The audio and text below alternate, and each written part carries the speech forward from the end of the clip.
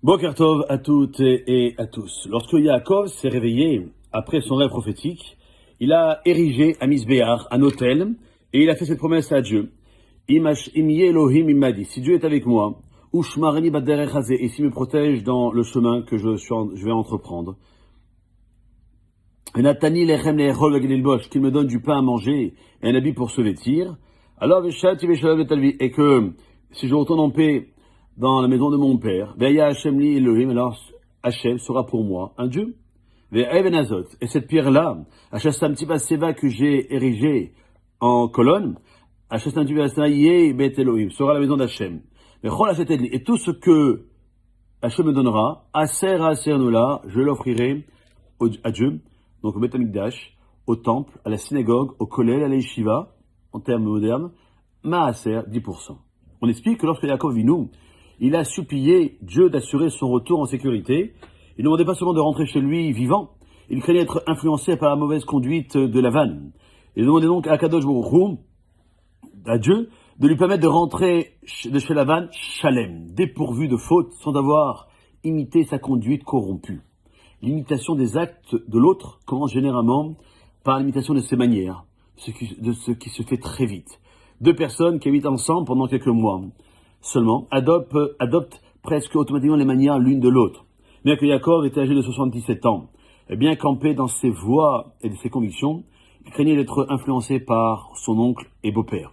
Il courait donc le risque de tout naturellement commencer à imiter certains aspects de la conduite de Lavan, et ceci lui a fait demander à Dieu de l'aider.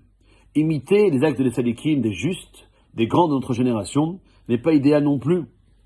Lorsque Yaakov Vinu, il a quitté sa ville de Beersheba, il a laissé un grand vide, dira le Rashi. La splendeur, la gloire et la majesté de la ville sont partis avec Yaakov. Israël se trouvait pourtant encore à Beersheba.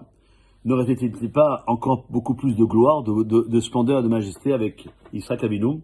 Mais il répond qu'on ne peut pas comparer la puissance d'un tzaddik à celle de deux tzaddikim. D'un juste avec deux justes. La présence de deux justes ne signifie pas une double force spirituelle positive. Chaque tzaddik, chaque juste, offre une approche spirituelle personnelle et un état d'esprit unique. On a tendance à penser qu'un disciple doit être la copie conforme de son rav, de son maître. Mais ce n'est pas juste.